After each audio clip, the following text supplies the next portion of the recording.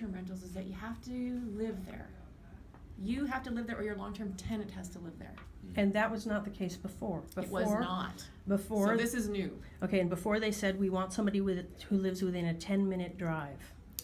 Anyways, I'm just telling you what the rules are, so it doesn't matter anymore what anyone else told you. This is the rule. Oh, so if I'm grandfathered, am I grandfathered under the old rules or the new rules? The grandfathering only means that you don't have to pay $500, the deposit. That's the only change for you. So, but it does mean that I can sell my business when I sell my house. Sure. Okay, because at the current rules, I'm building a business. Yeah. And people come back year after year after year to rent from me. Yep. When I sell the house, that's house value. Anyone can get this business license as long as they comply with the zoning regulations, right? And the business license bylaw. And if the zoning changes year to year, do I have to invest thousands of dollars and take out my landscaping? Zoning does not change year to year. Okay, well. It will not change. Okay. I have a little mini question.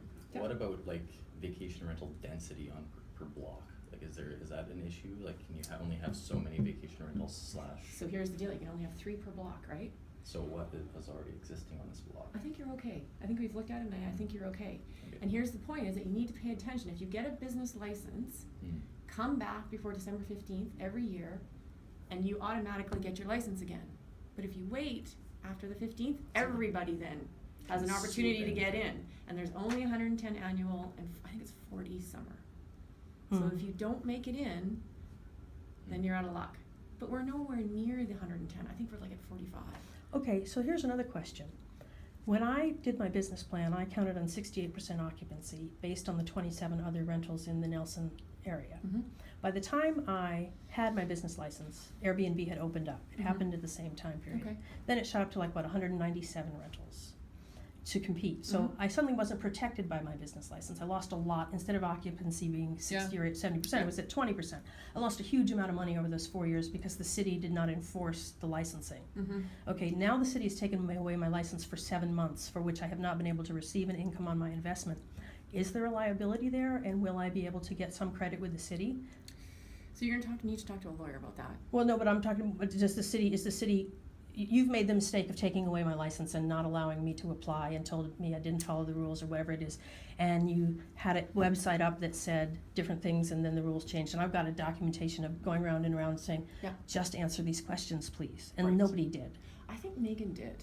Not really. She just said, apply for a summer rental. Apply for a summer rental. There's more in the file. There's more there that talked about why. And I think the reason, and again, I haven't spent a lot of time looking through the file, but I think the reason is because that you never complied with the B&B rules. But I was already complied.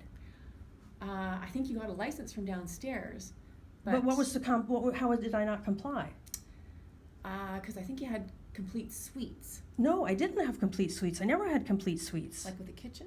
They had access to my kitchen, but I would have happily taken out the kitchen. Right. There was sometimes a stove, sometimes a microwave. If I rented it out for months at a time, I put a stove in there. If I didn't rent it out for months at a time, sometimes there was no stove because it broke for a whole year and wasn't in there. And I think you had to live on site.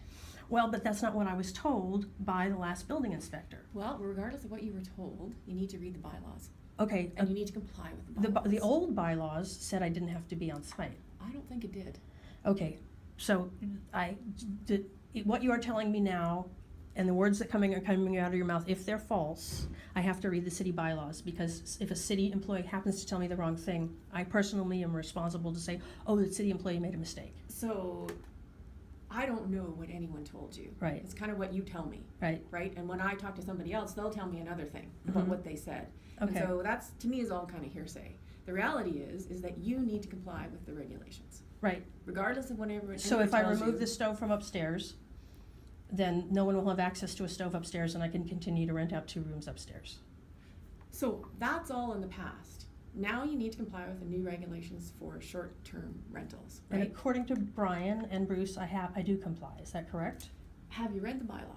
What? I haven't. I don't know. I had them at my house, and I called on the phone, and Valerie said yes. So you said you do stop listening comply. to what other people tell you. I mean, you can listen to it, but I think you, for your own sake and your own sanity, need to read the bylaws. Okay, and when I read online what the rules were, and then I asked them about it, they said, oops, what we had online was a mistake. I can show you here where it says that I can have somebody rent my place and apply for that you don't have to be a resident.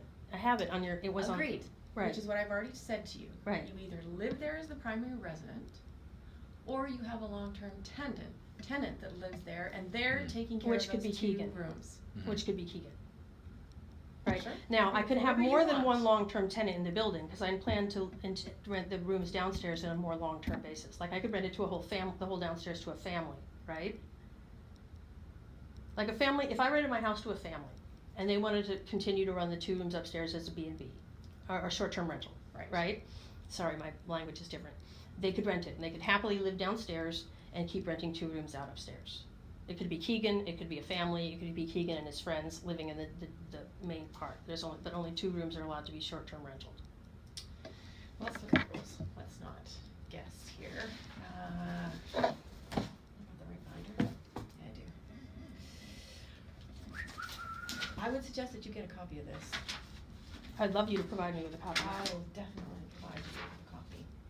Okay, so short-term rental. So this is the business license bylaw that was approved for, I believe it was January 1, 2016 is when these came into effect. Short-term rental, you can have 1 short-term rental license. That's an annual short-term rental license. However, you can also have another short-term rental that's less than 6 months. And so there's 3 kinds of short-term rentals. One's the annual, one's the summer, which goes from, I think it's May to August, May, June, July, yeah, it's 4 months. Or you can have a 31-day, 1 31-day license a year. So those are the 2 kinds, the summer. What's a 31-day license? What does that mean? You can rent it for a period of 31 days? Yep. So if you want to rent it out, say for the month of January to someone who wants to come in and ski, you can do that, but only once a year. Mm-hmm. So, but how, anything in 32 days becomes long-term rental across the board? Yeah. Okay. No more than 1 31-day license per year. No person shall operate a short-term rental unless they are the permanent resident, unless it's a summer one. Right, So a summer one, you don't need to be the permanent resident. okay, but that was not the old rules. These are the new rules. So you're kicking January me 1, out. 2016, and everybody, regardless of whether you were an existing B&B, council didn't care, everybody has to comply with these rules now. Doesn't matter what you did in the past. The only thing It that doesn't- matters in the past is whether you are grandfathered or not, and I think you should be grandfathered. So let's not discuss that anymore, because these are the new rules, and Okay. you have to comply. Okay, And every year, you have to apply for a business license. It's not, we don't send you renewal in the mail anymore. You have to come well, in. I always have, Okay, I always have. so I just wanna be clear Yeah. as to how this is gonna work. Okay, right. Okay, So can you check and see if I do comply according to Brian? comply with what? With Airbnb, because he was just at the house. I think he just wrote a note that said I do. Do you comply with these rules? I think so, if I bring Keegan in to live there. Yeah, no, as long as you have a long-term tenant and he's living on site. Mm-hmm. I'll find somebody, if it's not Keegan, I'll find somebody. Sure, But that's fine, I'm happy to do that. yeah, sure. Just comply with the rules, that's all you gotta do. Well- It's simple. Well- That's all you gotta do, okay? You don't need to take my word for it, anybody else's. If you can demonstrate that you comply with these rules, then you're good. Okay, I think we can. I think the Okay. inspector's been in, he's seen the place. And so, the things that you need to provide are proof of ownership of the premises, which shouldn't be a problem, proof of principal residence.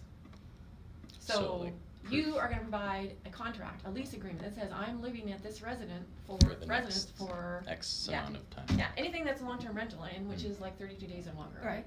Right, For the period of this short-term rental. okay, So for the year, we need to say that this is the contract and he's living there for a year. okay, Okay, that's it. that's it. Yeah. So you know that I own it, so I have to bring you what to provide proof of ownership? A tax bill, an old license, an ID?